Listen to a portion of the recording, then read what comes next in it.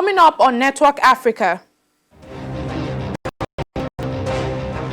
at least 10 people killed in a shootout between jailed militant Islamists and security officers at a prison in Mali. In Somalia,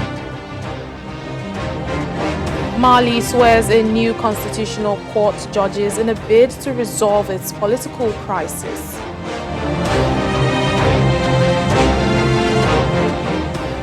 Plus, Egyptians vote to elect members of a newly created second chamber of parliament.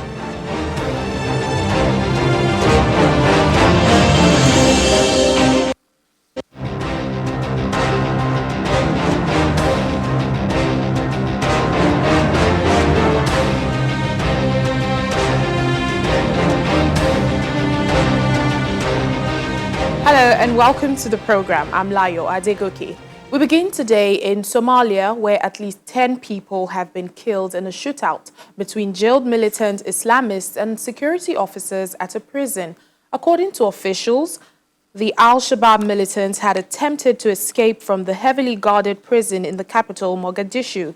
However, an investigation is underway into how the militants obtained weapons, even though some reports suggest that an inmate managed to disarm a warden and then a group of them raided the armory in the prison. Well, in West Africa, Niger's government says it has extended a state of emergency to the entire region that surrounds the capital, Niamey.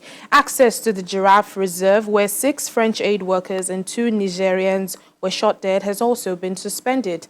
Attackers on motorbikes ambushed the group on Sunday while they were driving through the reserve, which is a popular destination for expatriates southeast of the capital in the Tillaberi region. The state of emergency had already been in place in parts of that region to the north and west of Niamey, near the borders with Mali and Burkina Faso. This latest development empowers the government to impose more security restrictions and also ban the circulation of motorcycles, which is the jihadists' most common means of transport. Well, over in Mali, 9 judges have been sworn in for the new constitutional court appointed last week in a bid to end the political crisis in the country. The 6 men and 3 women pledged to conduct themselves as worthy and judges at a ceremony in Bamako, which was attended by 75-year-old President Ibrahim Boubacar Keïta. Diplomats and prominent members of the country's civilian society were also present at the event in the capital. Meanwhile, Nigeria's former president, Goodluck Jonathan, who observed the inauguration on Monday, has appealed to the citizens of Mali, especially the opposition, to stop further demonstrations and embrace dialogue in order to end the protracted crisis in the West African nation. Now, away from West Africa, special envoys sent by South Africa's President Cyril Ramaphosa in response to the crisis in neighboring Zimbabwe have cancelled their meeting with the opposition after meeting with President Emmerson Mnangagwa. The 2 people were sent last week after Zimbabwe's government suppressed protests and arrested dozens of activists and opposition politicians. The opposition party, MDC Alliance, says its delegation was on standby to meet the envoys after it received a request for a meeting on Monday, but the proposed meeting was called off towards the end of the day. The envoys have returned to South Africa, and MDC is accusing Mr. Mnangagwa of not being ready to resolve the national crisis through genuine dialogue. Well, let's have more on this story from Zimbabwean journalist Nigel Yamutumbu. He's in Harare, from where he joins us now. Hello, Nigel. Thank you for speaking to us on the program. What are you hearing? I don't know. Is there any idea why the South African envoys failed to meet the MDC alliance? Well, the envoy deployed to Zimbabwe by South African President Cyril Ramaphosa, that was in Harare, is yet to officially pronounce why it did not meet with the opposition and civil society, despite a commitment, scheduled engagement with the same. What we just have right now is mere speculation as to Number one, the response by Zimbabwean President Mnangagwa, that he advised the special envoy on diplomatic grounds that it was not in their place to meet with anyone else outside the government of Zimbabwe. That's one unconfirmed report. The other being that perhaps from the submissions made by President Mnangagwa, the envoy, then did not see any real ground to meet with opposition. But nothing is really official. What is just clear is the envoy just met with President Mnangagwa. Indeed, they met with President Mnangagwa and the ruling party ZANU-PF. Do we know the outcome of that meeting? Well, nothing much outside of the basic uh, remarks post the meeting, and nothing outside of what the government of Zimbabwe itself has just let out to say yes, the envoy was welcome, and they did have a briefing. They did have some engagements. Being an envoy, there probably was a message from President Ramaphosa, and a message back to President Ramaphosa from the president of Zimbabwe. So we're not really sure of the outcome outside that the matter was handled using diplomatic um, protocols and basic, diplomatic channels. So we'll probably see in the next coming days how this engagement would unfold. All right, Nigel, just before I let you go, what is the situation now? On Monday, the opposition said several of its members have had to flee because of fear of repression. What is the current situation? And is this an indication that Zimbabwe is returning to the days of its political crisis? The situation now is pretty much of a regional and a global concern. If the remarks by the United Nations Secretary General are anything to go by, and if the deployment of a special envoy by South African President Cyril Ramaphosa, was current African Union chairperson, and also the interest and traction around issues in Zimbabwe points to indeed some level of a political crisis. And yes, the human rights situation and democracy and governance situation surely is not at the stage as where it's supposed to be in terms of the Zimbabwean constitution and indeed a lot of international agreements and conventions governing democracy. So yes, we do have a real challenge, a real crisis that Zimbabwe and have friends within the region and within the global community can help. All right, Zimbabwean journalist Nigel Yamutumbu, thank you for speaking to us. Well, Egyptians have started voting for the Senate that was revived after last year's constitutional referendum. The two-day election will see 200 members elected by public vote to the upper chamber of parliament, which has an advisory role and few formal powers. The remaining 100 senators are appointed by the president. Now, this election comes at the height of the coronavirus pandemic as the country has the second highest number of cases on the continent after South Africa.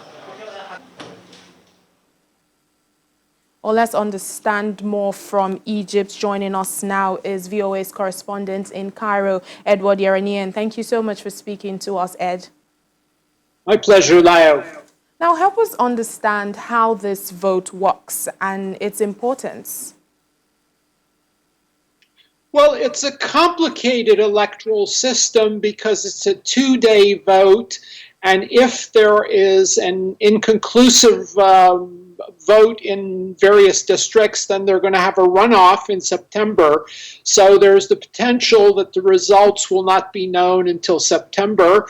And a lot of commentators are questioning the utility of the Senate or the upper chamber, whatever you want to call it, because it has really no legislative powers, just a consultative role. But that basically is the name of the old body, the upper chamber, the Majlis Shura, which had no powers to speak of either. And I believe it was also, part of it was appointed by the former President Mubarak in the days when he was naming that body. And what has been the turnout? What's the turnout been like? Knowing the country, is still dealing with the coronavirus pandemic. Egypt is the second on the list in Africa. What was the turnout like? Well, the local media was saying that it was medium to heavy in places. I don't know. They had video of places where it looked like there was a large turnout. I find it difficult to believe that it's an across-the-board heavy turnout because it's a very warm day in the middle of summer, and I think it's very difficult for a lot of people to vote in these conditions, and a lot of people have just taken the month off and gone to the beach, basically, so they're not in the city anyway, and they wouldn't be able to vote wherever they are now. So I think it's a mixed bag, to be honest with you.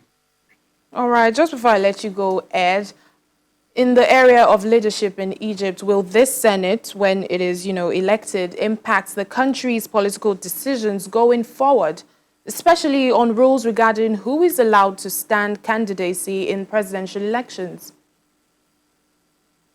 I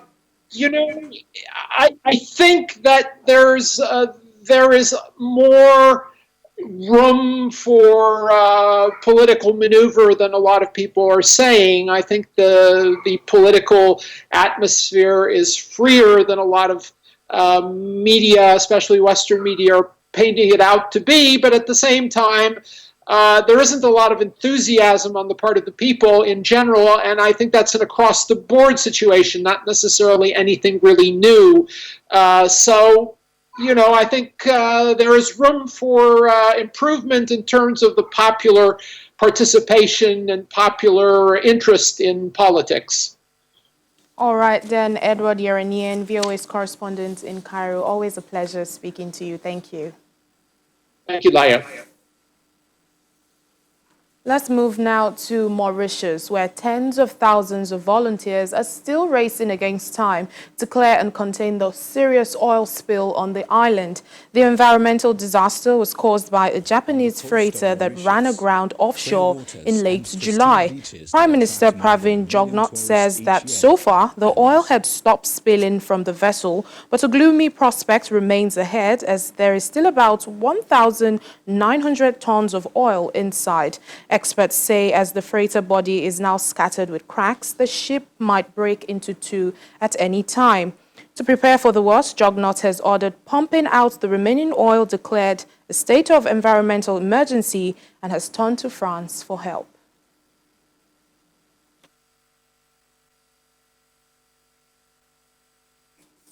Well, we'll have so much more on Network Africa, including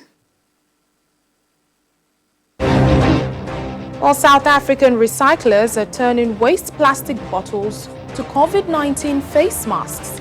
Please stay with us.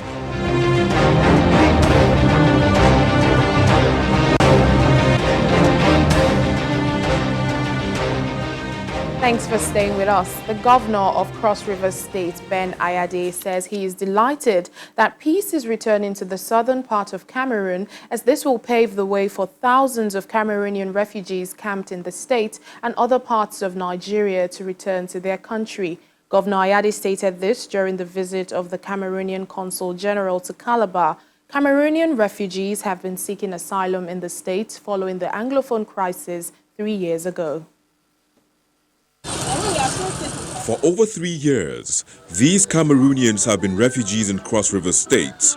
They fled their country for safety as a result of internal crisis which emanated between the French and English-speaking parts of the country causing thousands to be homeless. This woman is among the 3,000 refugees left with memories of the aftermath of the crisis, which is poverty and hunger. Many of them are grateful to the Nigerian government and Cross River State for providing them with shelter and other daily necessities, but would want the war back home to end so they can return.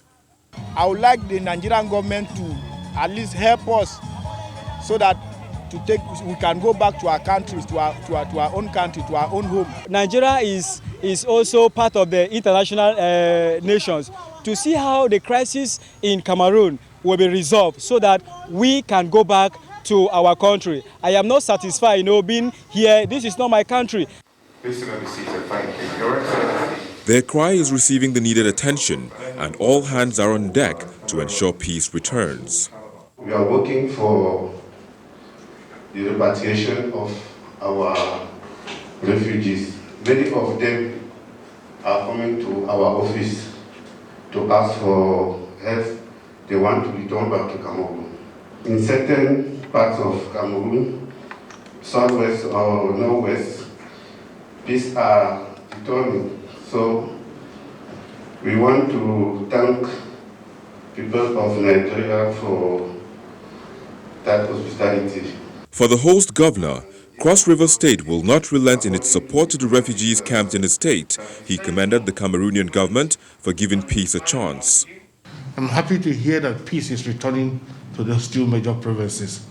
I'm particularly happy to hear that you have intention to start reconstruction. Anything you can do and we can do to assist our brothers from Cameroon to return to their homeland and have a sense of dignity, a sense of humanity, and the value and worth of mankind, we will do. The refugees look forward to the realization of the promises made.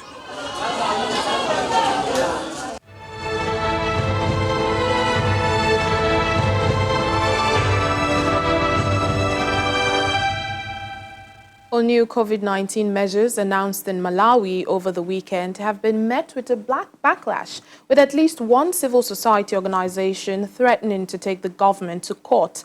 In the new restrictions, public gatherings of more than 10 people have been banned, except for funerals which can have up to 50 people in attendance. Wearing of face mask is mandatory in all public spaces, and offenders could be fined up to $13. Places of worship have been closed. Bars can operate for 6 hours a day between 2 to 8 p.m., but only sell takeaways. The Ministry of Health says the new measures were prompted by a recent increase in coronavirus cases in the country. More than 4,600 Malawians have tested positive for COVID-19, and at least 146 others have died. Namibia's Fisheries Minister, Albert Kwana, has announced that the country will auction off its fishing quotas on the open market to raise funds to fight COVID-19. The government intends to auction off quotas for 3 fish species: horse, mackerel, hake, and the monk. The minister cited the need for medicine and medical equipment as the reason the government wanted to raise money for coronavirus. Fishing is Namibia's third biggest earner after mining and agriculture. And to a green story now, a group of South African recyclers are turning waste plastic bottles to COVID-19 face masks, and they are reusable too. The group had other plans to repurpose waste plastic, and along came COVID, which gave them a bright idea. With 3 or 2 liter plastic bottles, they make 5 COVID masks. Take a look. Recycling has become a part of our everyday lives, from the garbage sorters to more established receiving organizations. In Johannesburg, a company is collecting plastic waste and turning it into an essential commodity in this COVID-19 pandemic. Face masks. The company is called Wasted, and we spoke to the team behind it. We came together one day and saying, what are we going to do? And we had access to the fabric that we manufacture that is made entirely out of plastic bottle waste. And we realized that there was an opportunity to launch a mask range and springboard the Wasted brand. a tough time on everybody, and you've got to be innovative and you've got to think out the box, and you can't be relying on government and all of those kinds of things. You've got to do it yourself and then make a difference yourself. And as a team, we've come together and we've created something phenomenal, and it just shows that anything's possible, even under these circumstances. With 12 members of staff, Wasted is churning out the face masks, which have become quite popular with a number of governmental and corporate bodies. We asked the team what goes into the production of the masks, from the plastic waste to the finished product.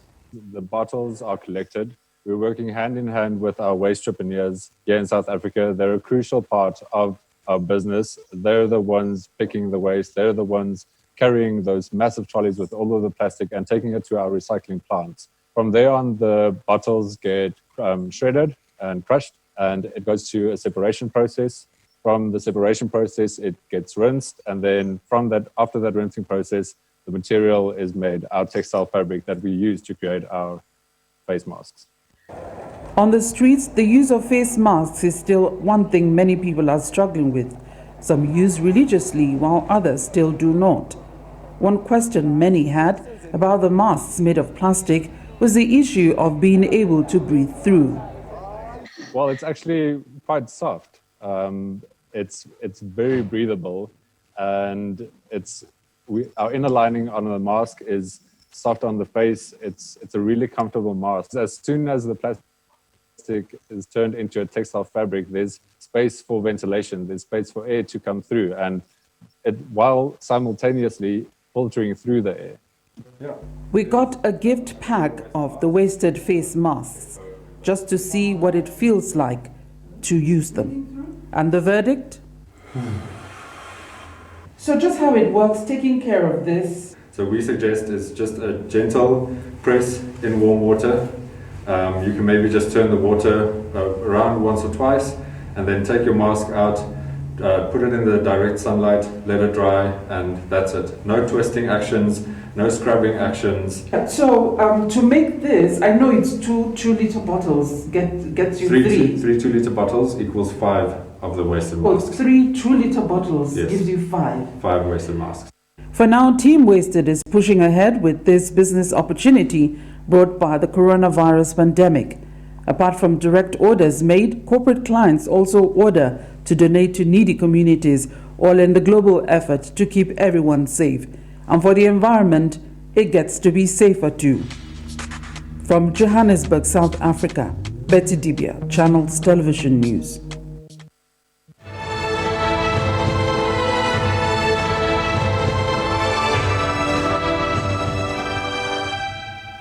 Saving Mother Nature by reducing, reusing, and recycling. That's where we end Network Africa today. Thank you so much for watching. I'm Layo Adegoke. Stay safe.